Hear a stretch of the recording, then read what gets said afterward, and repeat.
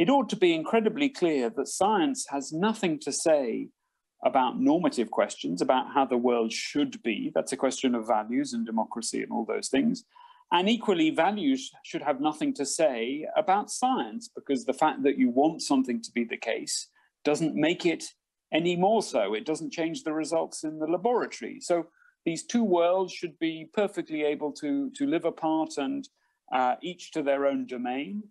But of course, when you come to policy making, this distinction, which looks fine on paper, is in practice, because of our psychology, very problematically entangled. Because of course, deciding what you want to do about something and where you should go depends partly on where you are and what the current situation is. So you need to understand what the is before you decide what you're going to do about it. And this is where the trouble really begins. And I think that comes down to something quite fundamental in our nature, that even if conceptually how the world is and how the world we want to be are separate categories, in practice, our reasoning function tends to entangle these things together. If you follow the work of Hugo Mercier and others on argumentative theory, our reasoning faculties are developed to help us win arguments over values and win what we want. They're not designed, to use that metaphor by evolution, to help us seek the truth. They help us to win moral arguments and to win people over to our side.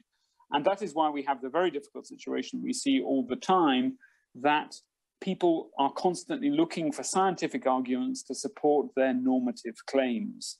And often you have a legitimate disagreement about where we want to go in society and and different values, because we live in a plural society, but people do not accept that simply other people do not share their values, and instead they feel they have this strong desire to say, no, you are wrong, that is stupid, that is incorrect, that doesn't have a scientific basis.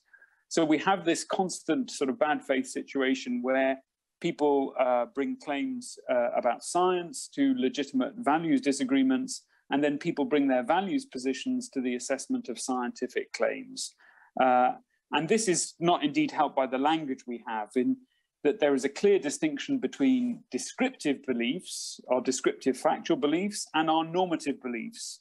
But nevertheless, we use the same word believe. You know, I believe that gravity exists, and I believe that abortion is right, or whatever other normative claim you want to make.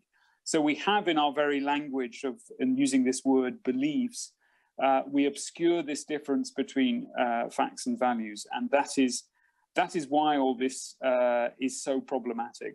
And I think where we have to start, if we want to build the trust in the science, is getting the values conversation right, because scientists will, I think, be trusted not only if they are good scientists and they work in an open and transparent way, but I think the reality is if people think that they share some values with the scientists and they have something in common with them in terms of their identities, then I think that's a crucial part of ensuring that they will trust also the quality of the science, because that's just the social nature of how we reason.